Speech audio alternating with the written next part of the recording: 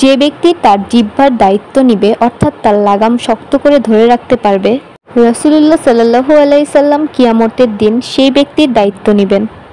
ভাবা যায় শুধুমাত্র জিহ্বার নিয়ন্ত্রণ দ্বারা আমরা কত বড় নিয়ামত পেতে পারি।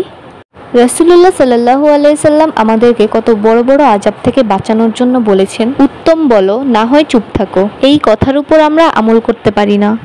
জিহ্বাটা চালু হওয়ার পর খুব অল্প সময়ে প্রয়োজনীয় ও ভালো কথা বলি, এরপরেই শুরু হয় মিথ্যা, গীবত, নামিমা ইত্যাদি।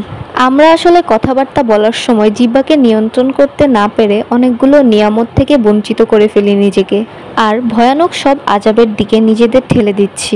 যে ব্যক্তির কাছে জবাব থাকার পরেও তর্ক পরিহার করতে পারে, অর্থাৎ একটা বাকবিতন্ডার পরিবেশ আরো উত্তপ্ত না করতে সবর করে চুপ করে রইল, তার জন্য জান্নাতের পাশ দেশে একটি ঘর হবে। এই একটা ফজিলত জানার পর আলহামদুলিল্লাহ। অনেক কথার জুলুম, মিথ্যা অপবাদ, গীবতের জবাবে আমি চুপ থাকতে পেরেছি আর মনে মনে হেসেছি। একটু দম আটকে সবর করে চোখ বন্ধ করে চুপ থেকে আমি জান্নাতের একটা প্রাসাদ পেলাম।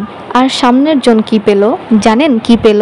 মিথ্যা কথায় মুনাফিকের বৈশিষ্ট্য পেল, ঈমান থেকে দূরে চলে গেল, আল্লাহর লানত পেল, হিদায়াত থেকে বিচ্যুত হলো, যন্ত্রণাদায়ক শাস্তি পেল, গীবতে মৃত ভাইয়ের গোশত খেলো, নামিমায় কবরে আযাব পেল, বান্দার হক নষ্ট করাতে পেল, আখিরাতে জান্নাতে যাওয়ার পথে বাধা। এর থেকে ভয়াবহ হালত আর কি হতে পারে আমাদের জন্য? রাসূলুল্লাহ সাল্লাল্লাহু আলাইহি সাল্লাম বলেন, কারো কাছে কোনো কথা শোনা মাত্রই তা বলে বেড়ানো মিথ্যাবাদী হওয়ার জন্য যথেষ্ট। আমরা মিথ্যাবাদীর কাছে মিথ্যাটা শুনি, এরপর নিজের পরিণতির কথা না ভেবে তা অন্যকে বলা শুরু করি। কুরআনে আল্লাহ সুবহানাল্লাহু তাআলা মিথ্যাবাদীর শাস্তির কথা উল্লেখ করে বলেছেন, তাদের অন্তরসমূহে রয়েছে ব্যাধি, অতঃপর আল্লাহ তাদের ব্যাধি আরো বাড়িয়ে দিয়েছেন, আর তাদের জন্য রয়েছে কষ্টদায়ক শাস্তি, কারণ তারা মিথ্যাবাদী। এই ব্যাধি বলতে কুফরি ও নিফাক বোঝানো হয়েছে। নিফাক বা কুফরি অবস্থায় মানুষ স্বাভাবিক অবস্থার বাইরে চলে যায় এবং তারা হিদায়াতের পথ থেকে দূরে সরে যায়, যার শেষ পরিণতি ধ্বংস ও মৃত্যু।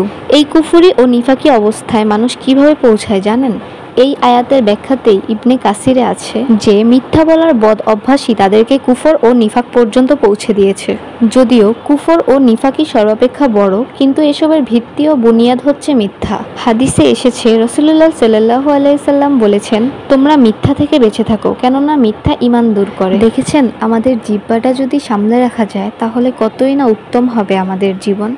আমার আজকের এই ভিডিওটি কে কোথা থেকে দেখছেন অবশ্যই কমেন্টে জানাবেন, আর লাইক করতে ভুলবেন না কিন্তু। সবাই ভালো থাকবেন, সুস্থ থাকবেন। আসসালামু আলাইকুম।